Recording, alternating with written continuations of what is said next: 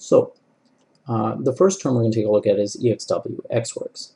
As I said before, very generally, this places a lot of the obligations on the buyer, which can be a good and bad thing. So the few points we have here is delivery is made once the seller places the goods at the disposal of the buyer. Meaning that's and as the next point outlines, that's when the risk actually passes. So, and actually the complete transaction from the seller's point is already complete. As you can see in the chart below, the delivery point is outlined that it's actually at the buyer's premise, or it can be in another nominated area as well. But generally the responsibility of the seller itself is very short. The case that's outlined there at the bottom is Casa Turificio Claudia SNC versus Olivieri Footwear Ltd. That case outlines a point I made earlier where it explains that the importance of outlining these terms in the contracts that you already have and providing a very clear and concise understanding to each party about what the obligations are. In the case itself, there was a conflict relating to what the responsibility was under the term, which wasn't nominated at the time actually, and win or lose either for the plaintiff or for the defendant, there's a lot of headache. So outlining that is the main point there, and it's very important that we have that in our terms and conditions. So moving straight along, FCA or a free carrier is the seller delivers the goods at the buyer's premise or another designated place. So again, one important point I'm going to make here, and it's very important as we go through the next few slides, is the difference between the delivery point and the final destination. They're two very different things. The delivery point, it's important to recognize that this is where the majority of the time a lot of the risk will be passing, and this implicates on insurance, any insurance costs involved or anything along those lines. The final destination spot is actually where your buyer will be, or a designated or named place, and they're two very different things, as you'll see as we go over the next few slides. So here at FCA, risk passes with delivery.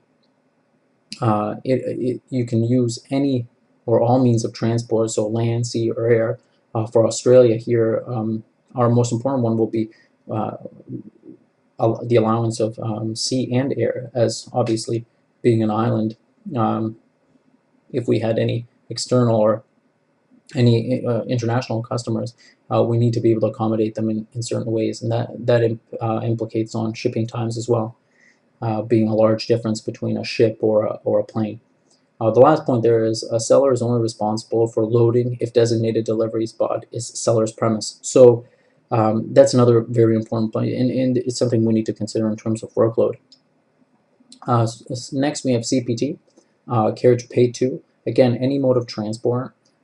Seller contracts carriage and pays for all the necessary costs to sending goods to designated spot. So that's already a very important point to make, as we can see that here the delivery location is moving, the final destination still being the buyer, but already the seller, or our business here, we're starting to see more responsibilities as we move further down this list. So risk passes with the delivery of goods to the designated destination. Again, very similar. This is going to be very similar amongst a lot of these, where the risk passes at that delivery spot and not at the final destination.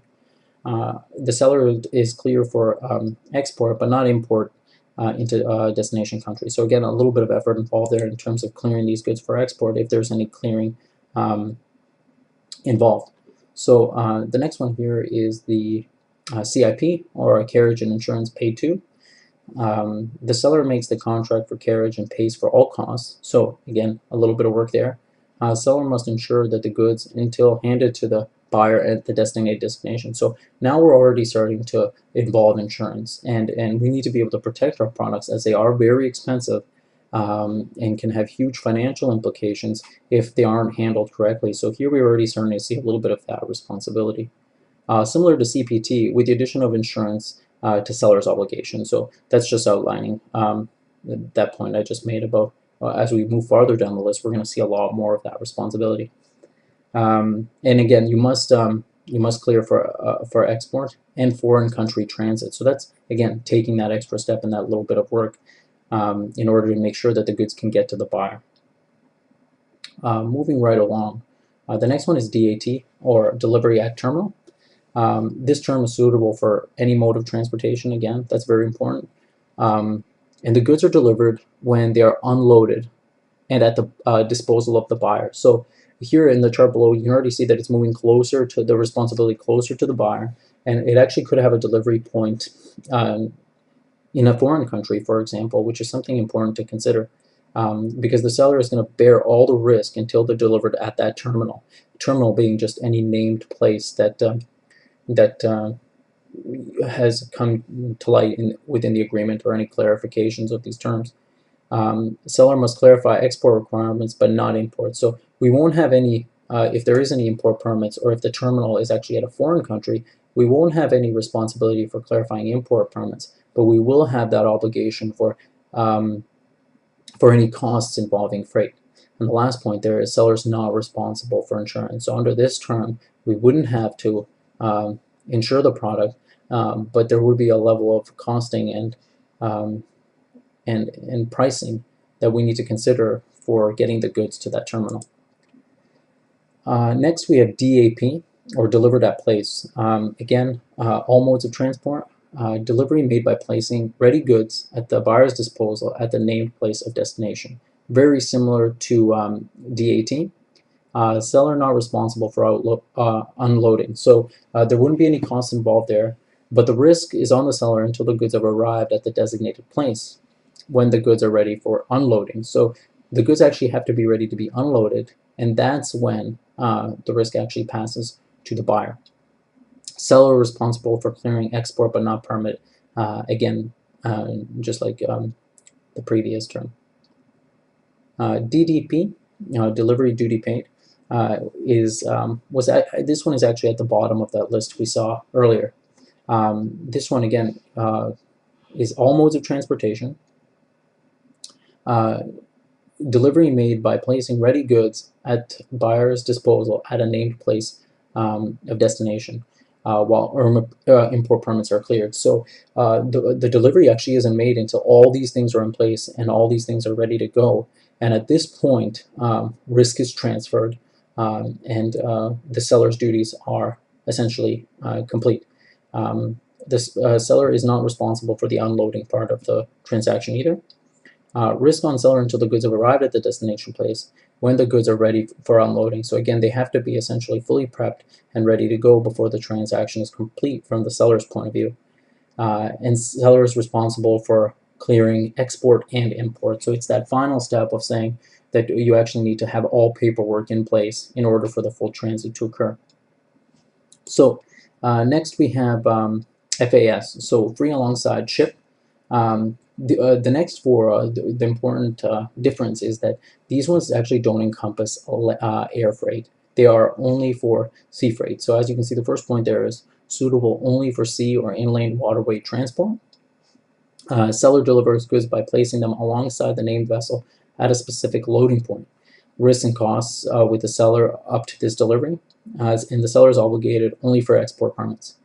An important one with this, and why this would make our business very difficult, is that a lot of the time, if these are crated packages or they involve large containers, these containers involve the freight company picking up the product from our premise and taking them to the ship themselves. So for us, it would be very difficult to understand when are these things alongside the ship, or are they already in the ship, as it's difficult to track. So this would make our business a little bit trickier, as there's a difference between the goods being alongside of the ship as opposed to in the warehousing area near the loading point. So just one little point there. Next we have FOB, or free on board, suitable only for sea and inland waterway, as I said before. Seller delivers the goods by placing them on board the vessel nominated by the buyer. That's the main difference from the previous one, FAS, is that now it's actually about the goods being inside of the vessel.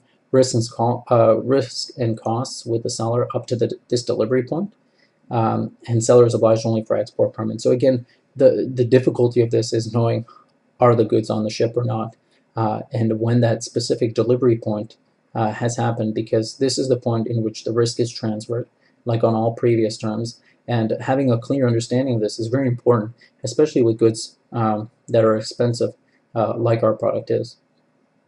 Next, we have CFR, or cost and freight, suitable again only for sea and inland waterway.